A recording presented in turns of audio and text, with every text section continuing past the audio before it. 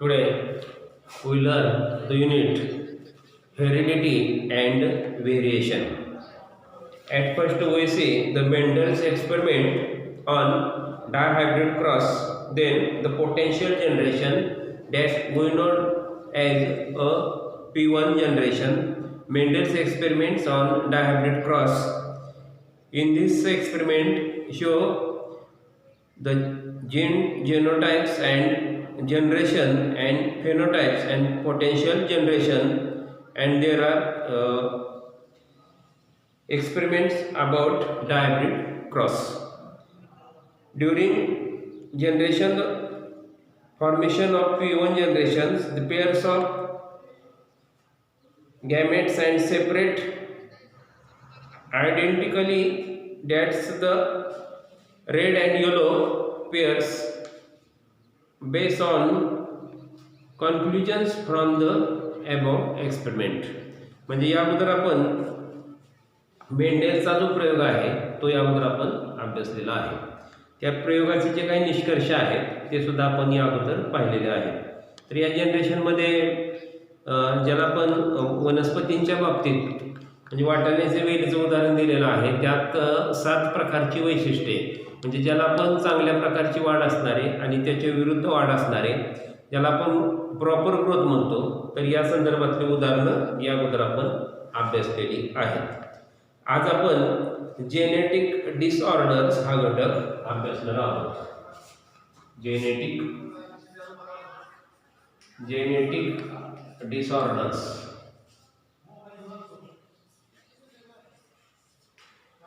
Genetic disorders, diseases or disorders occurring due to the abnormalities and chromosomes and mutations in genes are called genetic disorders. Chromosomal includes and increase and decrease the number of deletion or translocation of any part of the chromosome. म्हणजे यामध्ये ज्याला आपण genetic disorder म्हणजे आपण अनुवंशिक विकृती असं म्हणतो आपण त्याला. तर यामध्ये गुणसूत्रातील असामान्यता आणि उत्परिवर्तन यामुळे जो विकार होतो यालाच अनुवंशिक विकृती म्हणजेच जेनेटिक डिसऑर्डर असे म्हणतात. तर यामध्ये गुणसूत्रांचे आधिक्य, कमतरता आणि एखाद्या भागाचा लोप किंवा स्थानांतरण यामुळे याचे जे काही परिणाम आहेत ते दिसून येतात. तर हे परिणाम कोणते आहेत? Numbers of deletion and translocation of any part of the chromosome. Examples are physical disorders like cleft lip, albinisms and physiological disorders like sickle cell anaemia and haemophilia as this. म्हणजे यामुळे जे काही त्रास विकार उद्भवतात ते एखाद्या म्हणजे बाधित झालेल्या व्यक्तीमध्ये अशा प्रकारचे विकार दिसून येतात. यामध्ये शारीरिक व्यंग असेल, वर्णकहीनता असेल, सिकल सेल ॲनिमिया असेल, हेमोफिलिया. तर हे दोष काही अनुवंशिक विकृती असल्यामुळे दिसून येतात. Human beings have 46 chromosomes in the form of 23 pairs. There is a great variations in the size and shape of these chromosomal pairs. Human beings have 46 chromosomes in 23 pairs. Human beings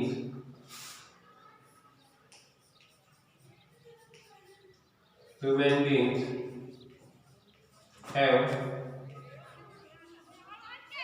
46 chromosomes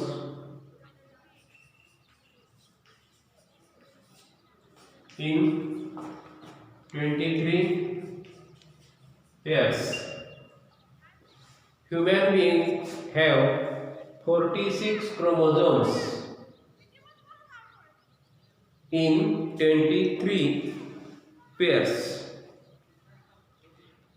There is a great variation in size and shape of the chromosomal pairs. These pairs have been numbered. Out of 23 pairs, 22 pairs are autosomes and 1 pair of sex chromosomes. Chromosomes in women are represented as 44XX and as in men 44XY. 44 plus XX, and in women 44 XY. As this they are presented, Mendel has shown the experiments that there exist two types of genes and dominant and recessives. If we take into account of the number of the chromosomes in human cells, they related the types of the genes are chromosomes and dominant and recessive. We see where the genetic disorders originates and how they are inherited. म्हणजे यामध्ये इथे एक आकृती दिलेली आहे की human karyotic chromosomal chart. तर यामध्ये मानवाच्या सामान्य गुणसूत्रांचा तक्ता आणि या गुणसूत्राच्या तक्त्याचीच माहिती या ठिकाणी दिलेली आहे की मानवामध्ये 46 गुणसूत्रे असतात, 23 जोड्यांच्या स्वरूपामध्ये असतात. याचा आकार आणि आकारमान यामध्ये विविधता आहे, वेगळेपणा दिसून येतो. यांना अनुक्रमांक दिलेले आहेत. 23 जोड्यांपैकी 22 जोड्या ह्या अलिंगी आहेत आणि एक जोडी लिंग गुणसूत्राची असते. तर स्त्रियांमध्ये 44 XX आणि पुरुषांमध्ये XY याप्रमाणे ते दाखवले जातात. तर या प्रयोगामध्ये मेंडेलने जनुकांचे 2 प्रकार सांगितलेले आहेत, प्रभावी आणि अप्रभावी. त्याला आपण जसं आपण वेलीच्या बाबतीत वैशिष्ट्य अभ्यास दिले आहेत, प्रभावी वैशिष्ट्ये कोणती आणि अप्रभावी वैशिष्ट्ये कोणती. तर हा भाग आपण वनस्पतींच्या बाबतीत सुद्धा अभ्यासलेला आहे, प्रभावी आणि अप्रभावी. तर असे मेंडेलने हा भाग अभ्यासलेला आहे आणि हेच मेंडेलच्या प्रयोगाचे मुख्य निष्कर्ष आहेत. तर मानवाच्या पेशीमध्ये गुणसूत्रांची संख्या, त्यांचे प्रकार आणि जनुकांचे प्रकार या बाबतीत आनुवंशिक विकृती उद्भवलेल्या दिसून येतात, ज्याला आपण जेनेटिक डिसऑर्डर म्हणून अभ्यासतो. तर यासाठी ॲटोझोम्स म्हणजे अलिंगी गुणसूत्र आणि सेक्स क्रोमोझोम्स म्हणजे लिंगी गुणसूत्र. तर ॲटोझोम्स आणि सेक्स क्रोमोझोम्स या आकृत्यांचं निरीक्षण करायचं आहे. म्हणजे या ठिकाणी जो भाग दिलेला आहे तो सर्व हा भाग आकृत्यांचं स्पष्टीकरण आहे. त्यानंतर आपल्याला या संदर्भातील एक भाग पूर्ण करायचा आहे, अभ्यासायचा आहे की disorders due to the chromosomal abnormalities and abnormality. Following the disorders are occur due to the numerical changes in the chromosomes. Offspring are not sterile. If there is a change in a number of autosomes is less. Instead, if there is an increase in number of any autosomal pairs, physical or mental abnormalities arise and the lifespan is shortened, and with the in the lifespan following are some disorders are given here. म्हणजे यामध्ये जे काही गुणसूत्रांच्या असामान्यतेमुळे निर्माण होणाऱ्या विकृती, मुख्य मुद्दा आपला जेनेटिक डिसऑर्डर्स असा आहे. जेनेटिक डिसऑर्डर्स म्हणजे यामुळं कोणत्या प्रकारच्या विकृती निर्माण होतात की ज्याला आपण विकार म्हणतो.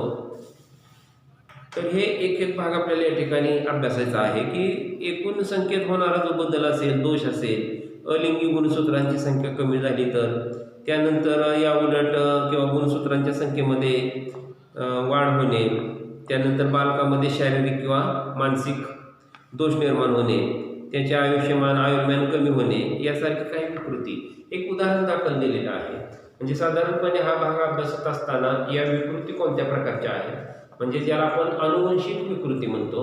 आणि आनुवंशिक विकृती हा जो भाग आहे म्हणजेच इथं दिलेल्या घटकाप्रमाणे एका पिढीपासून पुढच्या पिढ्यांमध्ये या विकृती संक्रमित होत असलेल्या आपल्याला दिसून येतात. याशिवाय आणखी काही मुद्दे आपल्याला वेगवेगळे अभ्यासाचे आहेत. साधारणपणे डाऊन सिंड्रोम किंवा ज्याला आपण डाऊन संलक्षण म्हणतो आणि यामुळं बाधित होणारी मुले त्यांची लक्षणे कोणती आहेत. त्यानंतर टर्नर सिंड्रोम किंवा ज्याला आपण टर्नर संलक्षण असे म्हणतात. तर हाही भाग यामध्ये अभ्यासायचा आहे. त्यानंतर क्लाइनफेल्टर सिंड्रोम म्हणजे हे वेगवेगळ्या प्रकारचे जे विकार आहेत, तर monosomes of X chromosomes, Turner syndrome, तर एक एक भाग बघूया आपण यामध्ये. तर Down syndrome is a disorder arising due to the chromosomal abnormality. This is the first discovered and described chromosomal disorder in human beings. This disorder is characterized by the presence of 47 chromosomes. In fact, we with this disorder have one extra chromosome with 21 pairs of every cell of the body. Therefore, they have the 47 chromosomes instead of 46. Children suffering from Down syndromes are usually mentioned mentally retarded and have a short lifespan. Mental retardations is the most prominent characteristics. Other symptoms include short height, short wide neck, flat nose, short fingers, scanty hairs, single horizontal cranes on palm, and a life expectancy about 16 to 20 years. म्हणजे याचे जे काही दुष्परिणाम आहेत, त्याची जी काही लक्षणं आहेत या ठिकाणी अभ्यासायचे आहेत. अबाउट डाऊन सिंड्रोम म्हणजे गुणसूत्रातील अपसामान्यमुळे उद्भवणारा हा विकार आहे, विकृती आहे. ही मानवाच्या बाबतीत पहिल्यांदा अभ्यासली गेलेली आहे आणि प्रामुख्याने ही गुणसूत्रीय विकृती आहे. यामध्ये एकूण 47 गुणसूत्रे आहेत. याला ट्रायझोमी 21 असे म्हणतात आणि यामुळं या विकृतीमुळं शरीरातील पेशीमध्ये जो बदल आहे, जे परिणाम दिसून येतात ते या ठिकाणी दिलेले आहे. तर हा भाग आकृतीमध्ये सुद्धा दिलेला आहे की चाइल्ड विथ डाऊन सिंड्रोम म्हणजे यामध्ये कोणत्या प्रकारचे त्या मुलामध्ये लक्षणे दिसून येतात. तर यामुळे साधारणपणे अशा प्रकारची जी बालकं आहेत ती मतिमंद, अल्पायुषी, मानसिक वाढ खुंटणे, तर ही यामध्ये ठळक वैशिष्ट्ये दिसून येतात. तर इतर वैशिष्ट्यांपेक्षा उंची कमी राहणे, मान पसरट, बोटांमध्ये बदल किंवा आकूड बोटे, हस्तरेखा, डोक्यावर विरळ केस, अशी एक ही जी काही विकृतीची जी लक्षणं आहेत ते अतिशय मुद्देसुद्धा आणि थोडक्यात दिलेले आहेत. म्हणजे अभ्यास करत असताना प्रत्येक मुद्दा व्यवस्थित वाचन करायचं आहे आणि ही प्रमुख वैशिष्ट्ये आहेत. साधारणपणे त्याचं आयुर्मान कमी राहतं, चेहऱ्याची ठेवण थोडीशी वेगळी राहते, अशा प्रकारचा हा भाग आहे. तर यामध्ये एक एक मुद्दा थोडंसं व्यवस्थित वाचन करा. ठराविक मुद्दे आहेत, जे नवीन मुद्दे असतील, काही शब्द असतील, शब्दांचे अर्थ लिहित चला, व्यवस्थित वाचन करा. आकृत्या आहेत, आकृत्यांचं निरीक्षण करा. तर यामध्ये आपल्याला आनुवंशिकता हा भाग अभ्यासत असताना म्हणजे जसं ज्याला आपण आनुवंशिक विकृती म्हणतो की एका पिढीचे वैशिष्ट्ये, गुणविशेष हे एका पिढीपासून पुढच्या पिढीमध्ये संक्रमित होणे याला आपण आनुवंशिकता म्हणतो. आणि यामध्ये आपण सुरुवातीलाच अभ्यासलेला आहे की भेद आणि साम्य. तर या भेद आणि साम्य यामध्ये साधारणपणे ही 50% शक्यता असते आणि या शक्यतेवरतीच पुन्हा हे सर्व पुढील भाग अवलंबून आहे.